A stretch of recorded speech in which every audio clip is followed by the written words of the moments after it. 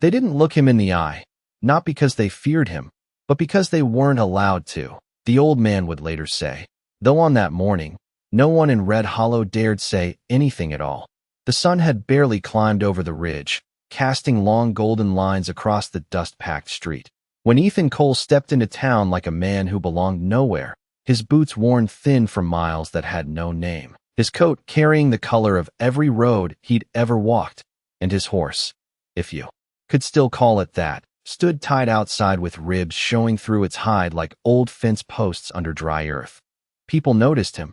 Of course they did. Small towns always notice strangers, but they dismissed him just as quickly. Another drifter, another man chasing work that didn't want him back.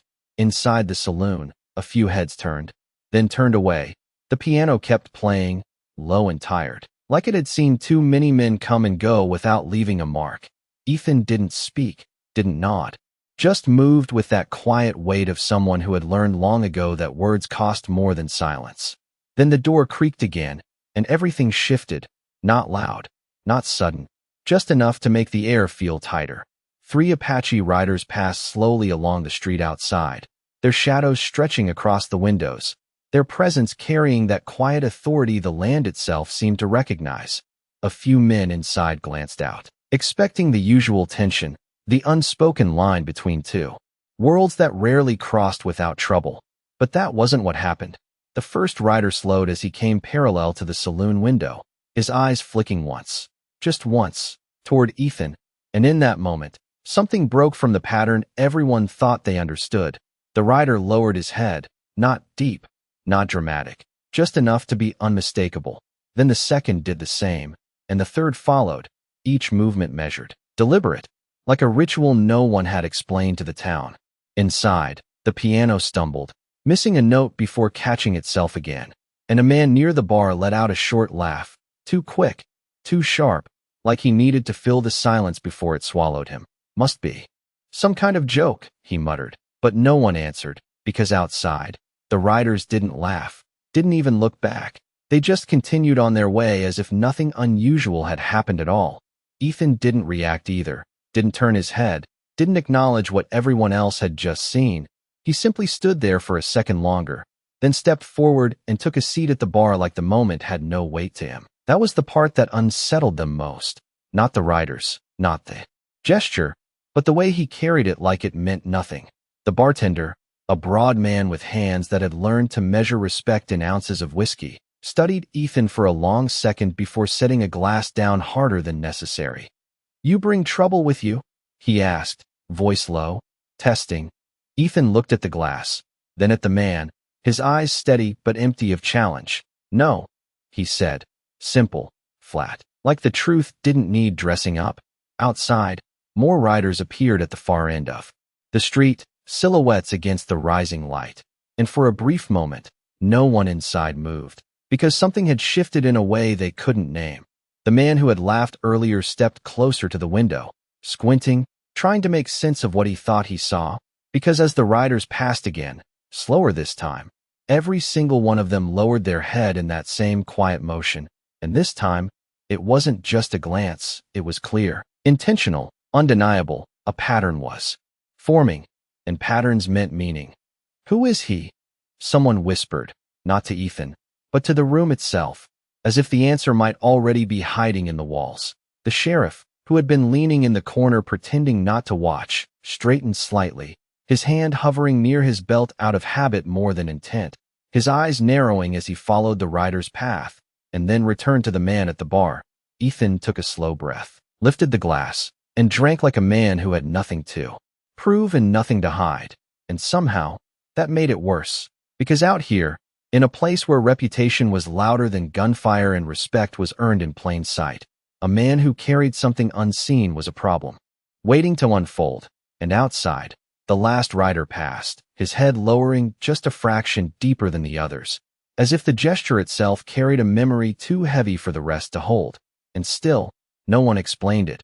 Not the riders, not the town, and certainly not Ethan Cole, who sat in the middle of it all like a man who had already walked away from whatever truth they were only just beginning to notice. The second time it happened, no one laughed. The sun had climbed higher now, burning the morning chill out of the air, and Red Hollow felt smaller somehow, like the buildings had shifted closer together without anyone noticing, trapping the same question between them. Ethan Cole stepped out of the saloon with the same slow, steady pace, as if the world had not changed around him, as if men had not just watched something they could not explain. His horse lifted its head when he approached, ears twitching at something distant, something the people could not hear yet. But Ethan did not follow its gaze. He simply rested a hand on its neck for a moment, quiet, grounding, then turned back toward the street. A group of townsmen stood near the general store, pretending to talk about grain prices and broken fences, but their eyes kept drifting back to him, measuring, questioning, waiting for a crack in the surface that would make sense of what they had seen. One of them, a broad man named Carter Hale, finally stepped forward, boots pressing into the dirt with the kind of confidence that usually settled arguments before they began. "You got something to say about what happened?" he asked, not loud, but sharp enough to carry. Ethan looked at him the same way he had looked at everything else that morning, steady, unreadable. "Nothing to say," he replied, and that should have ended it, but it did not, because men like Carter were not used to answers that did not bend. A few yards away, the sheriff watched the exchange, his posture stiff, his fingers resting near his belt, not out of fear, but out of habit, the kind that came from knowing that confusion often turned into something worse if it was left alone too long. The wind shifted then, carrying with it the faint rhythm of approaching riders again, slower this time, heavier, like a heartbeat that refused to be ignored. Every head turned, even the ones that pretended they would not, and down the long stretch of road, more figures appeared, not 3 this time, not 5, but a line that moved with purpose, their silhouettes cutting through the heat shimmer like something carved from memory rather than flesh. Ethan did not move, did not reach for anything, did not even turn fully toward them. He simply stood there, one hand resting loosely at his side, the other still near his horse, as if he had already decided how this would end long before it began. The riders came closer, and with each step, the tension in the town tightened, not loud, not chaotic, but dense, like the air before a storm that never quite breaks. Carter shifted his weight, glancing between Ethan and the approaching group, his earlier confidence thinning just enough to show through the cracks. "You know them?" he pressed, but the question sounded weaker now, like he was not sure he wanted the answer. Ethan did not respond, and that silence did more than any words could have, because it left space for the riders to speak in the only way they had chosen. The first of them reached the edge of town, slowed, and then, just as before, lowered his head, not to the sheriff, not to Carter, not to anyone who had built their lives on being seen, but to Ethan. The second followed, then the third, and then the rest, each one repeating the same quiet motion until the entire line had passed, a silent acknowledgement that carried more weight than any shouted declaration. No one in Red Hollow had ever seen anything like it, not in daylight, not in full view, not without explanation. A woman standing in a doorway pressed her hand to her mouth, not out of fear, but out of something closer to realization, the kind that settles slowly and refuses to leave. The sheriff took a step forward then, finally breaking his stillness. "That is enough," he said, though it was not clear who he was speaking to, the riders or the man who stood unmoved at the center of it all. Ethan turned his head slightly, just enough to meet the sheriff's eyes. For the first time, and in that brief moment, something passed between them, not a threat, not a warning, but a quiet understanding that whatever this was, it did not belong to the rules the town had written for itself. The riders continued on, disappearing past the far edge of the street, leaving behind only dust and the echo of something unspoken. And still, no one explained it, not the sheriff, not Carter, not the men who had watched their certainty slip through their fingers. Ethan reached for the reins of his horse, pausing for a fraction of a second as if listening to something only he could hear, then began to walk, not away, not toward anything in particular, just forward, like a man who had already carried the weight of this moment long before anyone else had noticed it was there. By midday, Red Hollow no longer felt like a town that knew itself. The usual sounds had returned, the creak of wagon wheels, the low murmur of trade, the distant hammering from the blacksmith. But underneath it all, Something stayed unsettled, like a question no one could quite put into words. Ethan Cole walked along the edge of the street, not in a hurry, not trying to disappear, yet never once stepping into the center where eyes gathered the heaviest. His presence had become a weight the town carried without agreement, every glance at him followed by a second glance, as if people expected something to reveal itself if they just looked long enough. Near the well, a small group had gathered again, voices low but urgent. That was not coincidence, one man said, his tone tighter than before. You saw it. All of you saw it. Another shook his head. It does not make sense. Not for them. Not for anyone. And that was the truth that troubled them most. Not fear, not danger, but the absence of understanding. Across the street, the sheriff leaned against a post, hat pulled low, watching Ethan with a patience that had begun to feel less like control and more like caution, because whatever rules he thought governed this place did not seem to apply anymore. Carter Hale had not left either, though his earlier confidence had faded into something quieter, something closer to unease. He stood with his arms crossed, eyes fixed on Ethan as if the man himself were a problem waiting to be solved. Ethan stopped near the hitching rail, his horse shifting slightly beside him, and for a moment, everything stilled again, not because something had happened, but because everyone expected it to. The wind carried a softer sound this time, not the steady rhythm of a group, but a single set of hooves approaching at a measured pace. Heads turned without thinking, the movement almost instinctive now, and from the far end of the road, one rider emerged, alone. She moved differently from the others, not slower, not hesitant, but deliberate in a way that drew attention without demanding it, her posture straight, her gaze fixed ahead as if she had already chosen where it would end. When she reached the center of the town, she did not stop immediately. She let the moment stretch, the distance between her and Ethan closing inch by inch until it became impossible to ignore. The sheriff straightened. Carter shifted. A few men took half steps forward before thinking better of it, because whatever this was, it did not belong to them.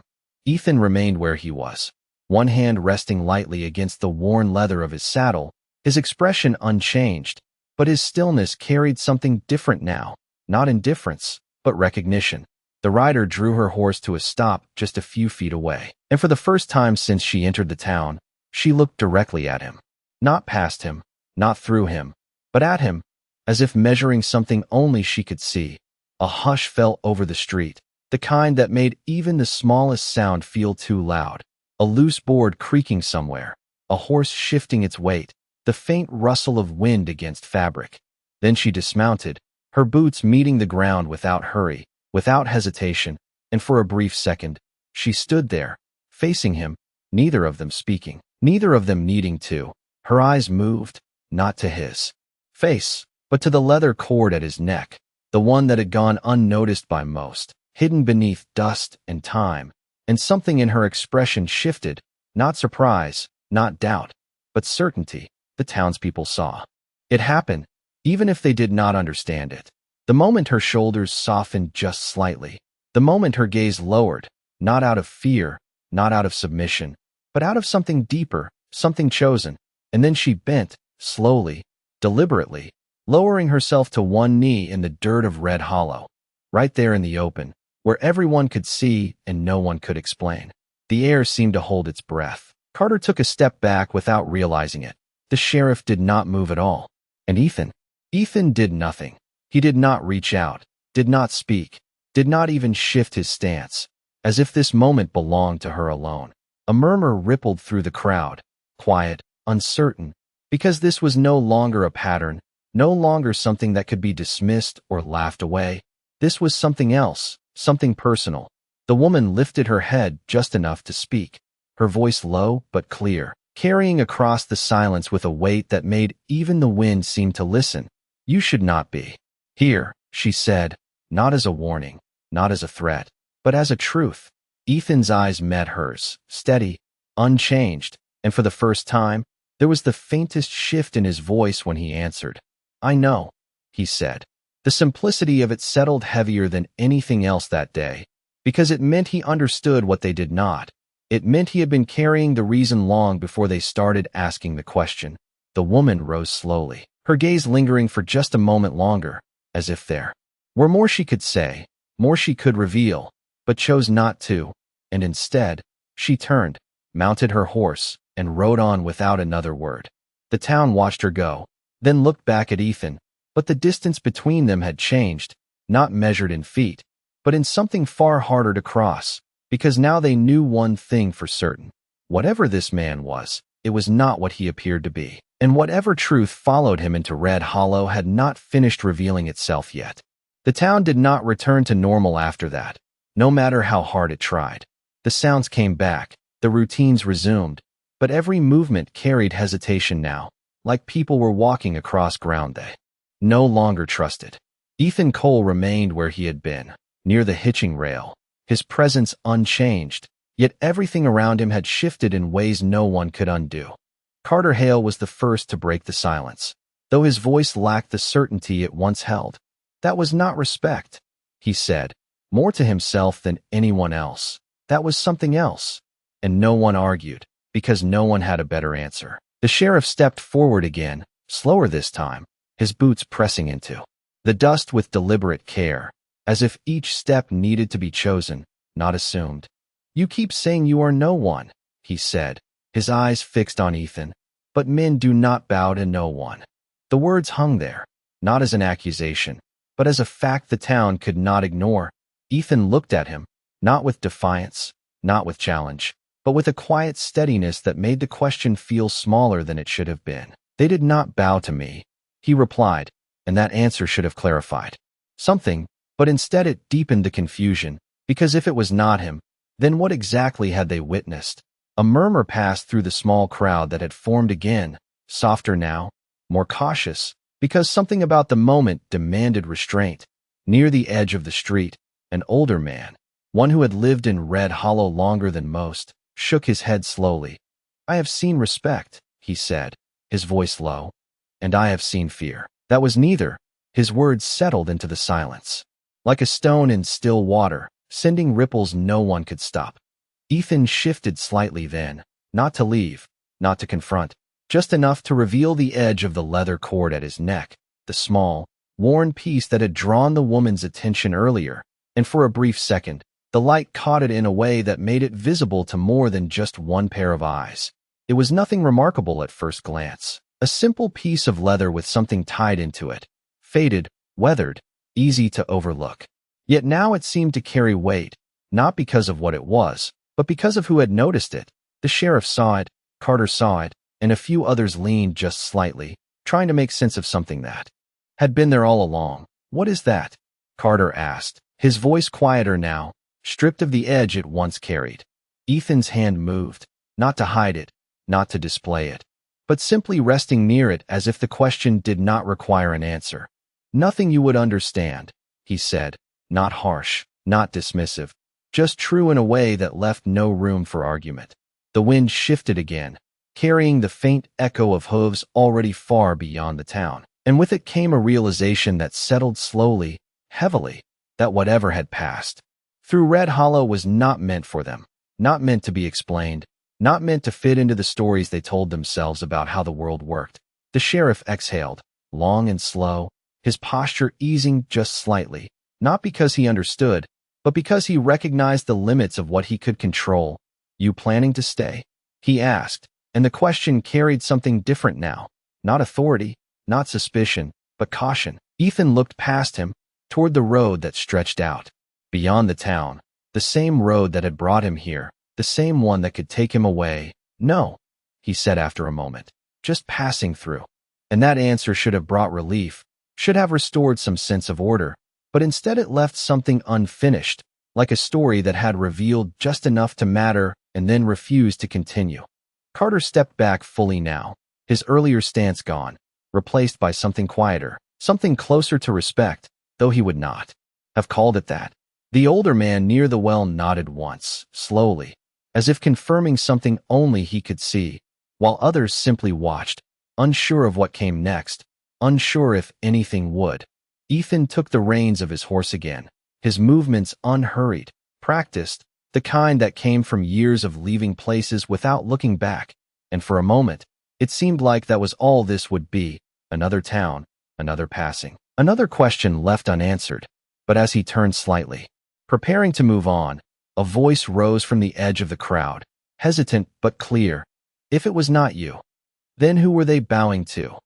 The question lingered, heavier than all the others, because it was the first one that reached beyond what they saw and into what they felt. Ethan paused, just for a fraction of a second, not enough to draw attention, but enough to matter, his gaze lowering briefly to the small piece at his neck before lifting again toward the open road. And when he spoke, his voice carried that same quiet weight it always had. Something they chose not to forget, he said, and with that, he stepped forward, leaving the town standing in the dust, holding on to a truth they had finally begun to see, but not yet understand. The road out of Red Hollow stretched wide and empty, a pale ribbon of dust cutting through land that did not care who walked it, and Ethan Cole moved along it without looking back, his horse stepping slow but steady, each hoofbeat fading the town behind him 1 inch at a time.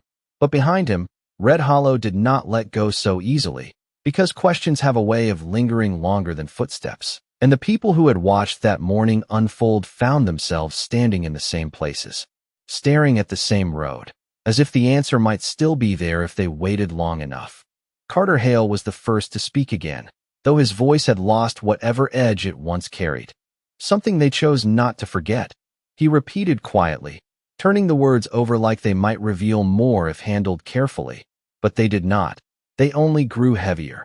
The sheriff remained near the center of the street, his eyes still fixed on the horizon where Ethan had disappeared, not chasing, not calling him back, just watching, because something in him understood that following would not bring answers, only more distance between what was seen and what could be understood.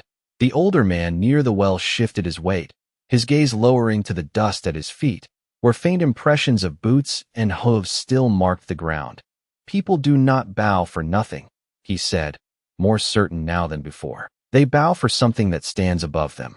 And that thought settled deeper than the others, because it suggested something none of them had considered, not fully. A young boy, no more than 10, stepped closer to where Ethan had stood earlier, his small hand brushing lightly across the dirt as if trying to feel what had been left behind. But he said he was no one.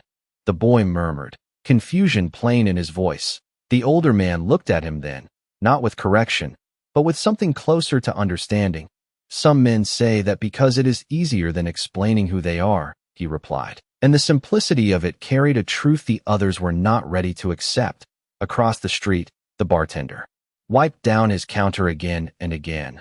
Though it had been clean for some time now, his movements slower, more thoughtful, as if the memory of that quiet moment refused to leave his hands. He paused finally, staring at the doorway where Ethan had stood, and for the first time, there was no smirk, no dismissal, only silence. Outside, the wind picked up slightly, lifting a thin layer of dust into the air, softening the edges of everything it touched, and for a brief second, it almost looked like the town itself was trying to forget, trying to smooth over what had happened as if it had never occurred. But memory does not fade that easily, not when it is carried by more than one person, not when it is shared in silence across a group that never spoke. Miles down the road, Ethan slowed his horse near a small rise, the land opening up around him in long stretches of dry grass and distant hills. He reached up briefly, his fingers brushing against the leather cord at his neck, not checking, not adjusting, just acknowledging its presence like a habit formed long ago. His gaze shifted toward the horizon, where faint shapes moved in the distance, not following, not approaching, just there, and for a moment, his expression softened in a way no one in Red Hollow had seen, a quiet recognition, a connection that did not need words. He exhaled slowly, the sound almost lost to the wind, and then he urged the horse forward again, continuing on the same path he had already chosen, back in the town. The sheriff finally turned away from the road, his shoulders settling as if he had reached a conclusion he would not share. Let him go, he said simply, and no one argued, because whatever had passed through Red Hollow had not come for them, had not stayed for them, and would not be explained for their sake. Carter nodded once, slowly, his earlier certainty replaced by something else, something quieter, something that looked a lot like respect, though he would never call it that out loud. The boy near the well looked up again, his eyes following the empty road. "Do you think we will ever know?" he asked, and the older man smiled faintly, not unkind, but knowing some things are not meant to be known, he said, only remembered. And that was the closest thing to an answer the town would ever receive. The dust settled again, the sounds returned, and Red Hollow continued on as it always had. But beneath it all, something had changed, something that would linger long after the footprints were gone. Because out here, in a place where men measured worth in what they could see, they had witnessed something they could not measure, something that did not ask to be understood, only to be acknowledged. And that, more than anything else, was what stayed with them long after Ethan Cole disappeared beyond the horizon. The sun had begun its slow descent when the land ahead of Ethan Cole shifted from open plains into broken stretches of rock and dry brush, the kind of place where sound carried differently, where even the wind seemed to move with more intention, and he slowed his horse without thinking, not out of caution, but recognition. There are places a man does not forget, no matter how far he travels, and this was one of them. The air felt familiar in a way that had nothing to do with comfort, only memory. Behind him, Red Hollow had already disappeared beyond the curve of the land, its questions left behind like footprints in dust. But ahead, something waited, not in threat, not in urgency, but in quiet certainty. Ethan guided his horse toward a narrow rise, the ground uneven beneath each step, and as he reached the top, the horizon opened just enough to reveal them. Not a crowd, not a formation, just a few figures standing still against the fading light, their shapes steady, unmoving, as if they had been there long before he arrived and would remain long after. He did not stop immediately. He let the distance close slowly, each second stretching into something heavier than time itself, until the space between them felt deliberate, measured, chosen. When he finally brought the horse to a halt, no one spoke, no one moved forward, because whatever this was, it did not begin with words. One of the figures stepped forward then, the same woman from the town, Nayeli, her posture unchanged, her presence carrying that same quiet authority that had silenced a street full of people without effort. Her eyes met his again, not searching this time, not questioning, only confirming what she already knew. "You should have kept riding," she said, her voice calm, steady, as if the words had been waiting long before he arrived. Ethan rested his hand lightly on the saddle horn, his gaze drifting past her for a moment, taking in the land behind them, the stillness of the others, the way everything seemed to hold its place without tension. "I was not trying to hide," he replied, and there was no defiance in it, only fact. Nayeli studied him for a moment longer, then glanced toward the small cord at his neck, the same worn piece that had drawn her attention before, and something in her expression softened again, not weakness, not hesitation, but acknowledgement. "They remember," she said quietly, and the words carried more weight than any explanation could have, because they did not need one. Ethan's jaw tightened just slightly, not enough to be seen by most, but enough to mark the shift. "That was not why I did it," he said, and the truth in his voice settled into the space between them. Nayeli nodded once, slow, deliberate, as if she had expected that answer, as if it only confirmed what she already understood. Behind her, one of the older men stepped forward, his movements careful, measured by years rather than doubt, his gaze steady as it rested on Ethan, and without a word, he lowered his head, not as a display, not as a message, but as something personal, something carried from a moment long past. The others followed, not in unison, not in ritual, but in choice, each one lowering their head in their own time, their own way, until the silence itself became the only voice that mattered. Ethan did not respond, did not return the gesture, because he understood what it meant, and more importantly, what it did not. Respect like this was not something to be answered. It was something to be accepted and left alone. The wind moved through the dry grass around them, carrying with it the faint scent of earth and distance, and for a brief moment, it felt like the land itself had paused, holding on to something that would never be spoken aloud. Nayeli stepped closer then, just enough to close the space without crossing it. "The others do not understand," she said, not as a complaint, but as a simple truth. Ethan let out a slow breath, his gaze lowering briefly to the ground before returning to her. "They are not meant to," he answered, and there was no bitterness in it, only acceptance. The light shifted again, the sun dipping lower, stretching shadows longer across the uneven ground, and with it came the quiet. Understanding that this moment, like all the others, would pass without leaving anything behind that could be held or proven. Nayeli turned slightly, her eyes moving across the figures behind her, then back to Ethan. "Will you stay?" she asked, and the question hung there, heavier than the rest, because it carried possibility, something that had not been present before. Ethan looked out across the land once more, the same land that had taken him far and wide, the same land that had brought him back to this exact place, and for a long second, he said nothing at all. Then he shook his head, small, final. "No," he said, "not this time." And that was enough. Nayeli did not argue, did not question, because she understood that some men belonged to the road not because they had nowhere else to go, but because they had already given what they could not take back. She stepped aside then, creating a path without announcing it, and Ethan nudged his horse forward, moving between them with the same quiet presence he had carried into the town, into the silence, into the memory they refused to forget. And as he passed, not one of them lifted their head until he was gone, because some respect does not end when a man leaves. It only grows quieter, deeper, carried forward by those who remember why it began.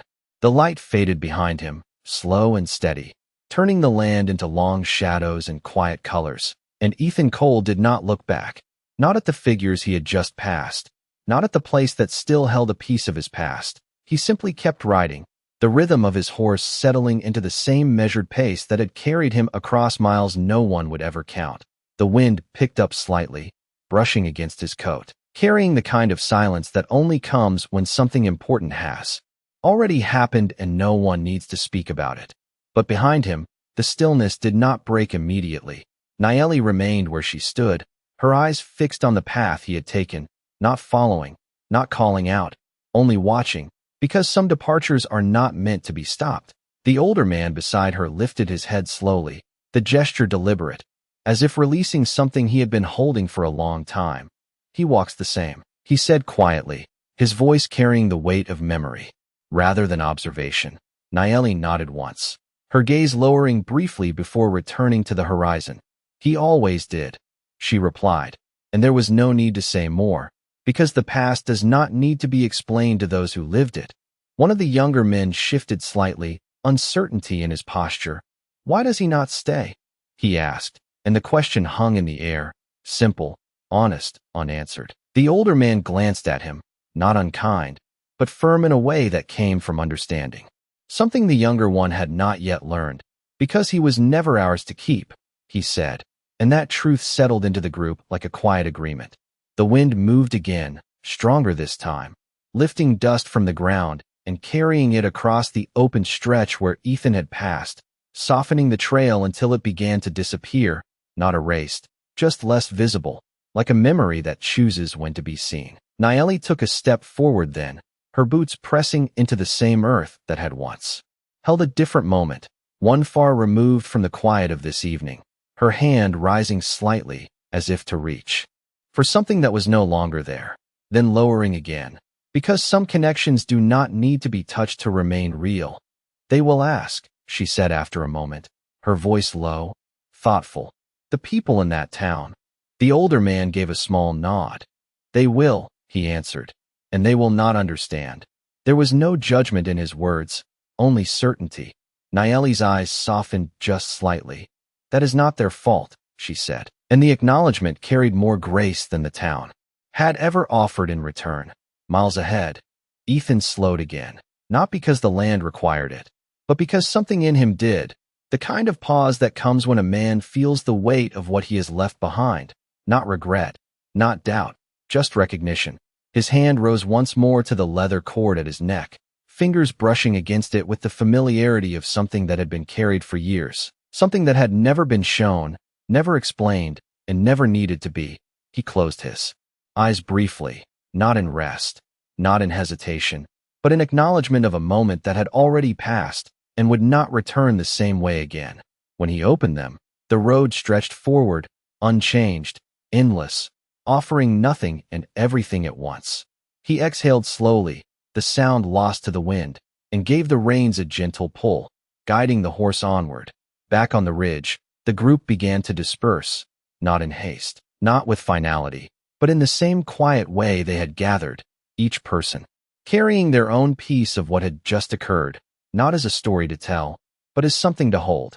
Nayeli remained a moment longer, her gaze still fixed on the fading outline of the man who had chosen to remain a stranger, even when he no longer had to be. He said they chose not to forget. The younger man spoke again, softer now, as if the words themselves required care. Nayeli nodded, her voice steady. And we did not, she replied, and that was the only answer that mattered. The sun slipped lower, the last light stretching thin across the land before giving way to evening. And with it came a stillness that felt complete, not because everything had been explained, but because it did not need to be. Out here, meaning was not found in words or declarations, it lived in actions, in choices, in the quiet ways people remembered what others had done for them. And somewhere along that endless road, Ethan Cole rode on, carrying nothing more than what he always had, a past that did not belong to him alone, and a silence that spoke louder than anything he could have said, leaving behind a truth that would never be fully understood, but would never be forgotten either. The night settled across the land like a slow breath, cooling the heat that had clung to the earth all day, and Ethan Cole rode beneath a sky that stretched wider with every mile, filled with stars that did not ask who he was or where he had been. The road beneath him had grown faint, barely more than a suggestion now, but he followed it without hesitation, because some paths are not marked by tracks, only by memory. His horse moved steady, trusting the direction even when the ground offered no sign, and for a long while, there was nothing but the quiet rhythm of hooves and wind. Then, somewhere ahead, a small flicker of light broke the darkness, distant but steady, not a town, not a settlement, just a single fire resting low against the earth. Ethan slowed slightly, not out of caution, but awareness, because out here, one light could mean many things, and not all of them needed to be approached. He let the distance close gradually, the shape of the place forming piece by piece. A simple camp, no more than a few blankets, a low-burning fire, and one figure seated beside it. The figure did not move when Ethan came closer, did not reach for anything, did not call out, only remained still, as if the arrival had been expected long before it happened. Ethan brought his horse to a stop a few yards away, the firelight catching just enough of his face to show the lines carved by years and silence. For a moment, neither spoke, the space between them filled only by the soft crackle of burning wood and the distant sound of night insects moving through the grass. Then the figure shifted slightly, lifting their gaze, and Ethan recognized him, not by name, not by face alone, but by something deeper, something carried through time. It was the older man from the ridge, the one whose head had lowered not out of ritual, but out of memory. "You took longer than I thought," the man said quietly, his voice steady, not accusing, not questioning, simply stating what was. Ethan let out a slow breath, his hand resting lightly against the saddle. "I was not sure I would come," he replied, and that was the truth, not shaped, not softened. The man nodded once, as if that answer was enough, as if it confirmed something he had already believed. He gestured toward the fire, a simple motion, no invitation spoken, none needed. Ethan dismounted slowly, boots meeting the ground with a soft thud, and moved closer, stopping just outside the circle of light, not stepping fully into it, not keeping entirely away. The man watched him for a moment, then reached down, picking up a small object resting near the fire, something wrapped in cloth, worn at the edges. He held it out, not with ceremony, not with weight, just offering it the way one offers something that has already been decided. Ethan's eyes moved to it, and for the first time since leaving the town, something shifted in his expression, not surprise, not hesitation, but recognition that carried more than either. "You kept it," he said quietly, and the words felt heavier than the night around them. The man gave a faint smile, the kind that does not need to be seen clearly to be understood. "We do not forget what keeps us alive," he replied, and there was no pride in it, no gratitude spoken aloud, only truth. Ethan stepped forward then, closing the last bit of distance, his hand reaching out, not quickly, not uncertainly, but with the care of someone who knows exactly what he is touching. He took the object, the cloth rough beneath his fingers, and for a moment, he did not unwrap it. He simply held it, feeling its weight, its presence. As if that alone was enough to confirm everything that had remained unspoken, the fire crackled softly, casting shadows that moved along the ground like quiet echoes of something older, something that did not belong to this moment alone. The man watched him, his gaze steady, patient, as if he understood that some things do not need to be rushed, not even now. "She thought you would not return," he said after a while, his voice low, referring not to himself, not to the others, but to Nayeli, though her name did not need to be spoken. Ethan nodded once, slowly, his eyes still on the object in his hands. She was right. He answered, and yet he was here. The man did not question the contradiction, because out here, truth is not always found in what is said, but in what is done. The wind moved through the camp, carrying the scent of smoke and dry earth, wrapping the moment in something that felt both distant and close. Ethan finally lowered himself near the fire, not fully sitting, not fully standing, just enough to share the space without claiming it. And as the silence settled between them again, it no longer felt empty. It felt complete, like a story that had reached the part where words no longer added anything. And somewhere beyond the edge of the firelight, the land stretched on, unchanged, holding within it all the moments that had led here, all the choices that had been made without witness, and all the truths that would never be spoken aloud, because they did not need to be. The fire burned lower as the night deepened, its glow softer now, casting long shadows that stretched and folded over the ground like quiet memories refusing to leave. And Ethan Cole sat there with the small bundle resting in his hands, not opening it yet, not needing to, because some things do not have to be seen to be understood. The older man across from him did not rush the moment, did not speak again. He simply watched the flames the way men do when they have already said everything that matters. The wind shifted once more, cooler now, carrying with it the kind of stillness that comes when the world settles into itself, when questions stop asking to be answered. Ethan finally moved, slow and deliberate, his fingers loosening the worn cloth just enough to reveal what lay inside. Not all at once, just a glimpse, a shape, something small, something simple, yet carrying a weight no one else would have measured.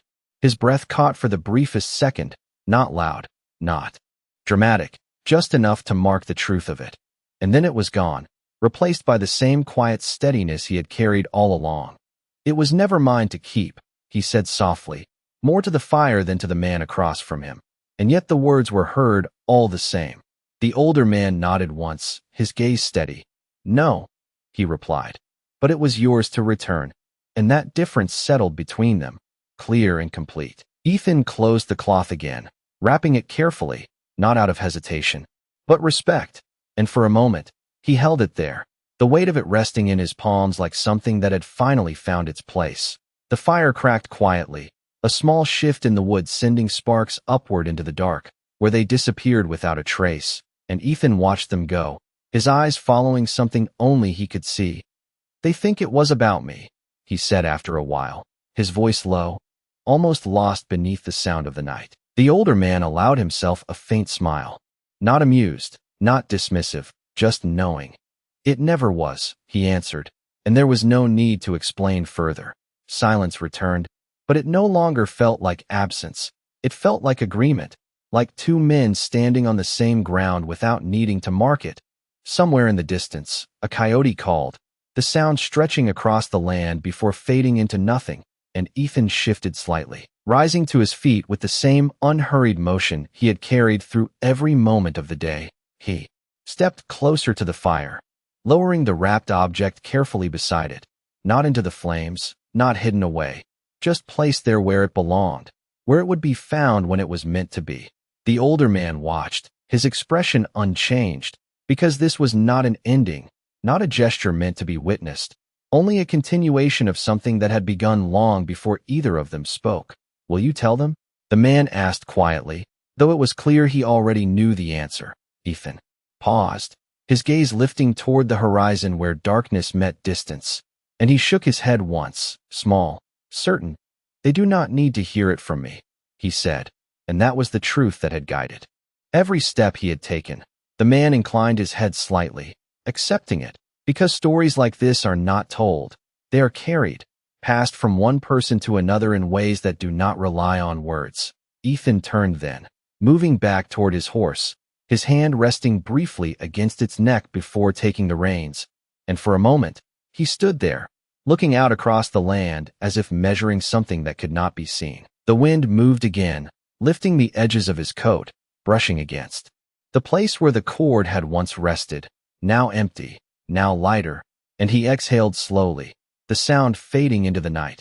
Without another word, he mounted, settling into the saddle with the ease of someone who had done this more times than he could count, and he guided the horse forward, away from the fire, away from the quiet circle of memory that would remain long after he was gone. Behind him, the older man remained seated, his eyes on the small bundle resting beside the fire, not reaching for it, not guarding it, simply allowing it to be, because some things do not need protection, only time. The flames flickered once, then steadied, casting their light over the ground where no footprints would last until morning, and above them, the stars stretched endless and silent, holding every story without ever telling one. And out on the open land, Ethan Cole rode on, no longer carrying what had never belonged to him, leaving behind not an answer, but something far more lasting, a quiet truth that did not ask to be explained, only remembered by those who understood why no one ever spoke of it again.